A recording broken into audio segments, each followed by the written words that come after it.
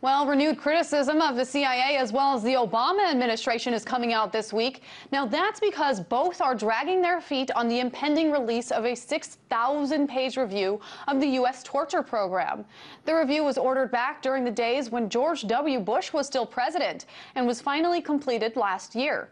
6 million documents were reviewed, and many of them indicated a single, very disturbing truth: that torture tactics did not produce the intelligence that led American forces to Osama bin Laden.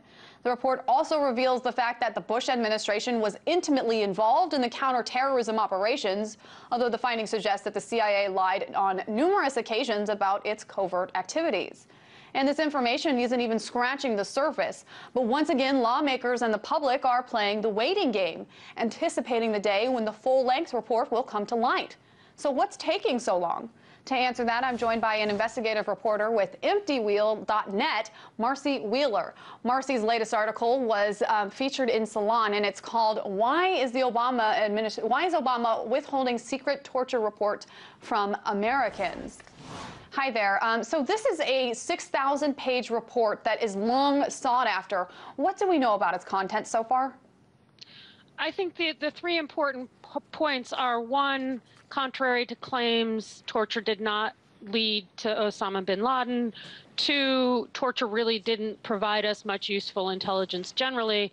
And three, the last one, that CIA was misrepresenting what was going on to Congress, to the Department of Justice, and even to the White House. So, a lot of the claims that say DOJ approval were based on were in fact false. And I think that's a really important point, not just for the torture program, but for CIA oversight generally. Now, Marcy, in my beginning, I had talked about the fact that it is taking forever to release this report. What is taking it so long? Well, it was approved in December, and originally the CIA was supposed to kind of come back to the Senate Intelligence Committee on February 15th to complain or give any concerns it had about declassifying it. At precisely that time period, John Brennan was being confirmed to be director of CIA, and he didn't read it before the confirmation hearings. He just read the introductory volume. He afterwards has been saying, well, I need to read it and I need to read it. There are indications that the CIA is wants to go back to the Senate Intelligence Committee and say, you did it wrong. You shouldn't have followed the cables, the CIA's own documents about what happened with torture. You should have instead interviewed the torturers and asked them what they thought. And also the White House is conducting a review, apparently. So basically, I think it's stalling in the review, particularly given to CIA, in which they're using it as an opportunity to dispute the findings. And as you had mentioned, the CIA is stalling it, and also people have said that the Obama administration is working to slow it down, or at least they're certainly not helping speed the process up more quickly. You contend in your Salon piece that the White House is trying to protect itself rather than the CIA. How so?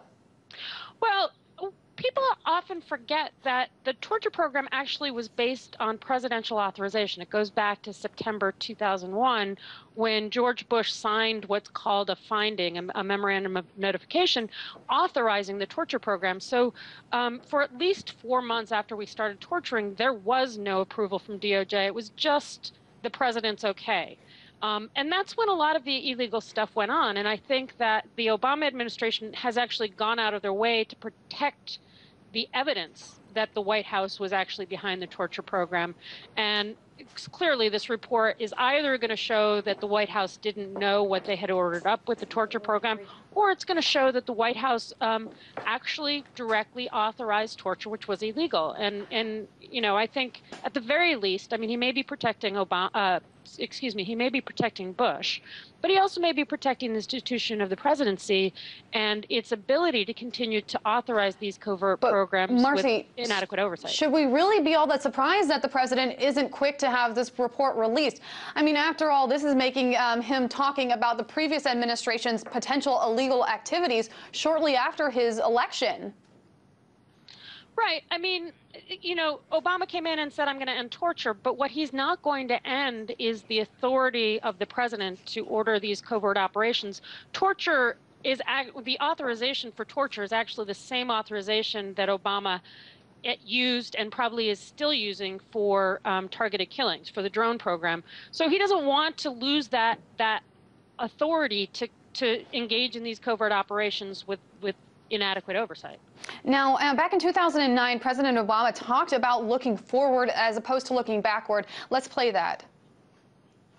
Obviously, we're going to be looking at past practices.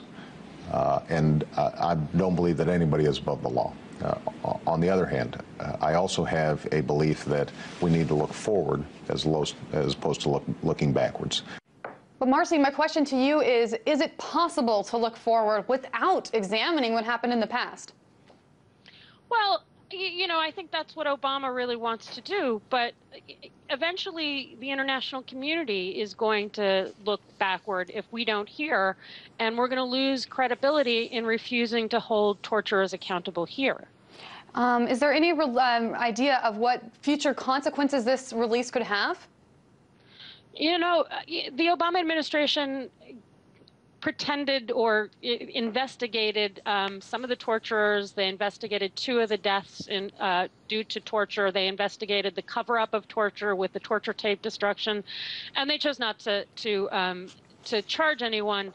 But again, I mean, one of the only cases where a CIA person has been charged, in an assault case going back to Afghanistan in 2003, the DOJ wouldn't permit that person, a guy by the name of Dave Pissarro, to have all of the documents that show torture was approved from the president on down. I mean, that's sort of what they're hiding. There are still a lot of questions. We're going to have to wait for this document to come out, but who knows when that will be. Marcy Wheeler, investigative reporter at EmptyWheel.net.